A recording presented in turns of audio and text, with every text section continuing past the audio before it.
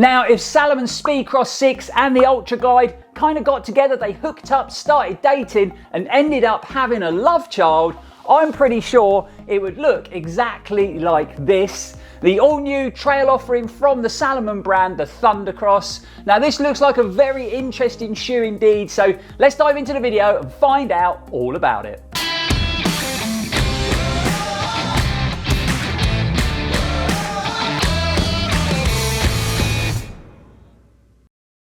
Welcome back folks to another first impressions video here at the channel. I'm Lloyd Purvis and this is Run4Adventure. So the other weekend we headed up country to the brilliant Freedom Racing Salomon Serpent Trail. Perfect conditions for running and we had a fab time out on the route. Both myself and Liga took part in the 20k and we just had a great time out on the trails. We also got to meet lots of you guys, our wonderful viewers. So much positivity for the channel at the event, lots of you coming up and saying how much you're enjoying the content and how much it's inspired you to get into running or to take on the Salomon Serpent Trail. So if you did come up and say hello for a chat, then it really is appreciated. We've just uploaded our full race day video and definitely worth checking out if you're at the event, because you never know, you might have made the final cut. So what I'll do is I'll leave a link in the description below so you can check it out. So we are a little bit pushed for time today, so I'm quickly going to run you through a few details about Salomon's latest trail running offering, the Thundercross. So first up, this shoe has been developed in the French Alps on a big mix of different terrains and underfoot conditions, with the sole purpose of providing the runner with a very comfortable level of cushioning that's going to soak up any distance while maintaining an uncompromised level of grip and traction from the 5mm lugged outsole. Starting off at the top and working down, we've got a Sensi Fit upper construction that really does look very similar to the upper on the Salomon Speedcross 6. So we got a very similar sort of midfoot structuring and overlays going on, and then we've got a very similar shape and design to that toe box, and you even get that elasticated debris shield that stretches across the midfoot. Obviously it is a Salomon trail running shoe, so we've also got their quick lace system with that built-in pocket into the tongue. Happy to say, looks like that pocket's been placed in a much better position when you compare it against that poorly designed pocket on the Ultra Glides. Moving down the shoe to the midsole, and like so many of Salomon's shoes these days, you do get a pretty deep stack height of their softest, bounciest cushioning energy foam. So we've got a 31mm stack height on the heel and a 27mm stack height under your forefoot, so giving you a surprisingly low 4mm heel offset, which I'm actually really happy about because I like a 4mm heel offset on my trail shoes, and it should also feel a bit more lower to the ground and maybe a bit more stable underfoot when you compare it to that very high 10mm offset on a Speedcross. It's also very similar to the stack height of 32mm on the heel and 26mm under the forefoot that you get on the Ultra Glide 2s. However, pushing into this foam, it does feel a little bit firmer than that midsole you get on the Ultra Glides. Weight-wise, they're not actually too bad, so weighing in at 295 grams in a UK 10, so that's actually 15 grams lighter than my pair of Ultra Glide 2s, and that can only be a good thing in my eyes. And then flipping them over to reveal this slightly odd coloured outsole, so I'd describe it as sort of bright, shocking pink and salmon, which is a pretty odd choice, but there you go. The good thing is we do get a chunky, aggressive 5mm lug pattern on that outsole. So the Thundercross should provide a lot more traction in muddy conditions when you compare it to the 3.5mm lug on the Ultra Glide 2s. And finally, they are going to retail in the UK for £140. So again, the same price point as the Ultra Glide 2. So you can see there is a lot of similarities between the two models. But there you have it, the all new Thundercross. And I don't know why, but whenever I say the name of the shoe, I always think of the old cartoon Thundercats.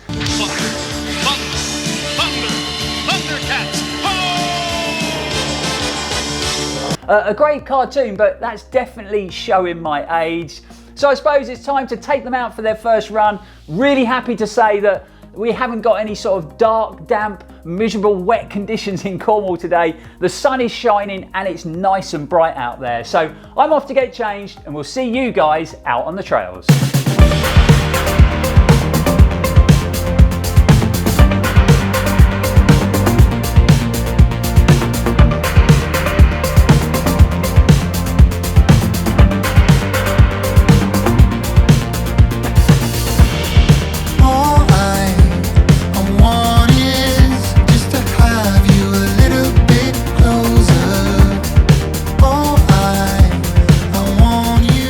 Okay, so we've made it out onto the stunning Hale Towers, and I think you've got to agree, this is better weather conditions when it comes to filming for these first impressions videos. Glorious sunshine and stunning blue sky, that's what we like. So we're gonna aim for about 7 miles today. See how the legs feel. Feeling okay at the moment, touch wood. Obviously, this shoe is designed with an aggressive outsole, so should cope with sort of wet, muddy conditions really well. Obviously, we're in the middle of summer, so we're not going to get that today, but we are out on the Towers, and there's going to be lots of soft sand to contend with. So along the way, we should be able to test out the traction of that 5mm lugged outsole. And at the end of the day, the Thundercross is also a cushion trail shoe, so we definitely want to try it out on some compacted trails. I just had to run about a mile on the road to get to the town, so should be a thorough test today, but let's see how we get on.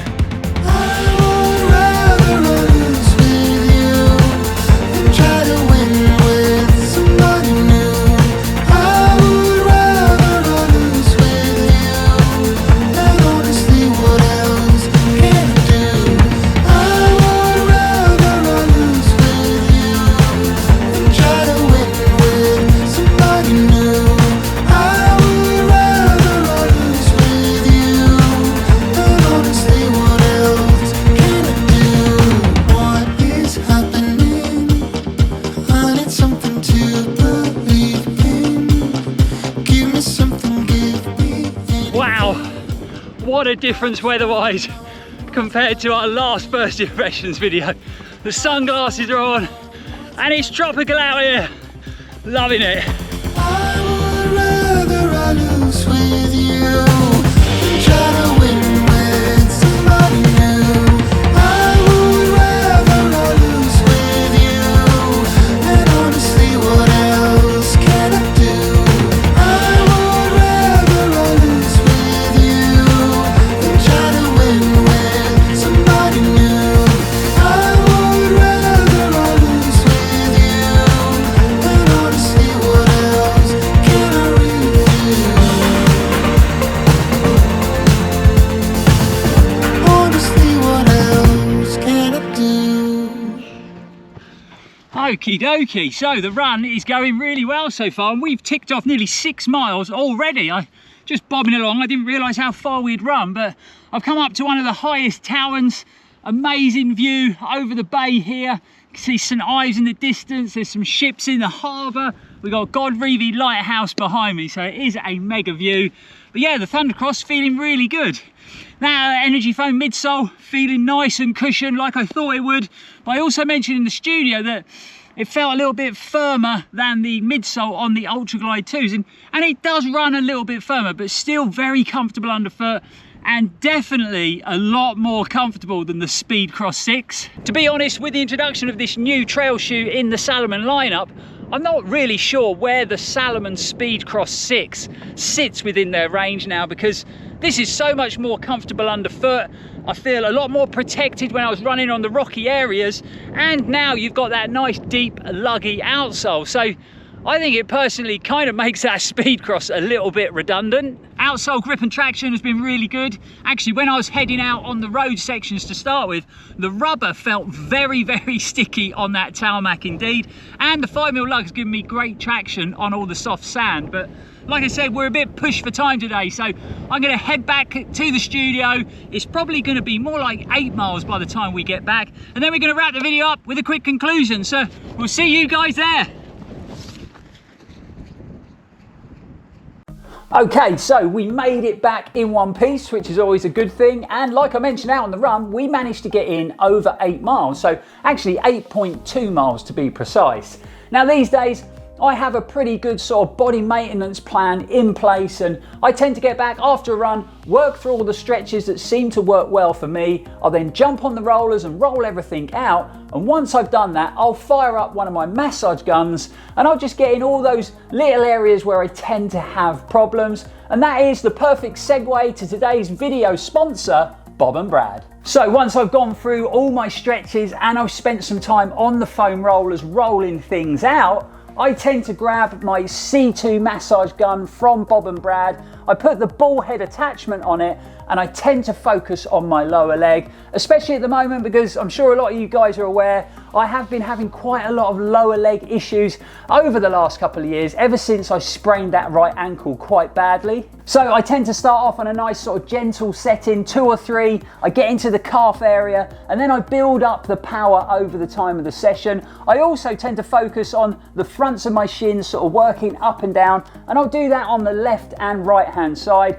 Once I've given those areas a good massage, I tend to pop out the ball head and I'll pop in the pointed head. Now, this works really well at getting in all those nooks and crannies. So the soleus and the perineals, and they're definitely 2 areas where I do have a bit of build up and a few issues, and I find this pointed head works wonders. So the massage gun really has become a big part of my post-run recovery routine, obviously working alongside some great regular treatment from a brilliant sports massage therapist. Bob and Brad have got a great selection of quality massage guns to suit everybody's needs and budget, so I'll leave a link in the description so you can go and check them out. A massive shout out to Bob and Brad for sponsoring this video, it really is a massive help to the channel. But now, let's get back to that conclusion on the Salomon Thundercross. So definitely a positive first run, and I actually think I enjoyed the feel and the performance of the Thundercross more when I compare it to the first run in the Ultra Glide 2 and the Salomon Sense Ride 5.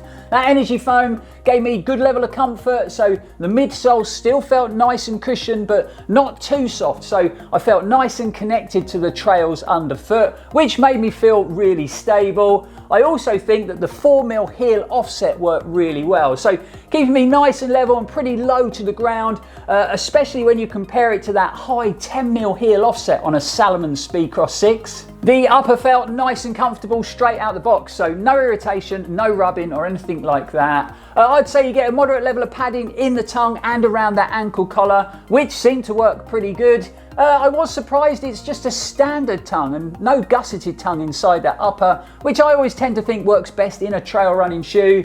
But we do have this sort of debris elasticated shield worked across the midfoot, so that kind of makes it feel like the tongue is gusseted, and midfoot lockdown was really good.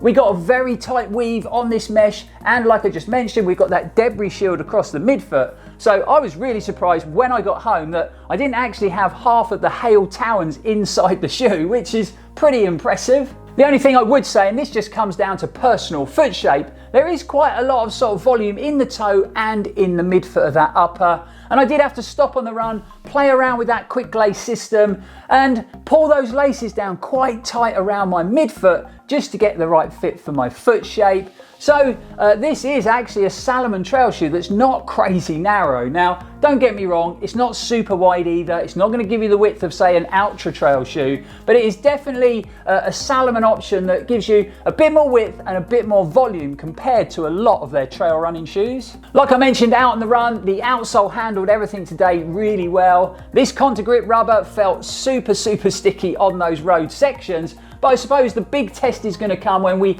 try the shoes out in sort of wet and muddy conditions. I actually think the Thundercross will handle those types of conditions really well. The one thing that does kind of concern me is this Contour Grip rubber feels very soft. Now, that's obviously what made it feel nice and grippy out there, but it'll be interesting to know how durable it's going to be, especially if you have to run sort of sections of tarmac or sections of pavement to get to the trails. So there you have it, folks, the all-new Salomon Thundercat, and I knew I wasn't going to make it through this video without saying that. Let's try that again. So there you have it, folks, the all-new Salomon Thundercross, that's better Lloyd, a deeply cushioned, aggressively lugged trail running shoe from the Salomon brand. I personally think this is a great addition to their trail running lineup. Now, obviously this is just our first run. I'm going to continue to run in the shoe. Hopefully, fingers crossed, we can get some wet and muddy conditions to test out that outsole. And then we're going to be back with a full in-depth review on the channel. But that is a wrap on another first impressions video here at the channel. Really hope you enjoyed it. Really hope you found it helpful.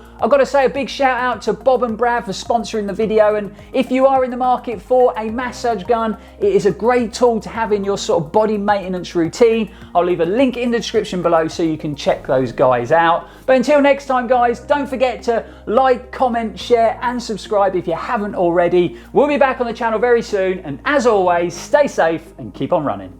If I'm honest, with the introduction of this new shoe to Salomon's range, I'm not really sure where the Speedcross 6. You do get a pretty high stack height of their softest, bounciest cushioning energy foam. So we've actually got a 32 one. Nah. Also, the stack height is very similar to what you get when you compare it to an Ultra Glide. So on there,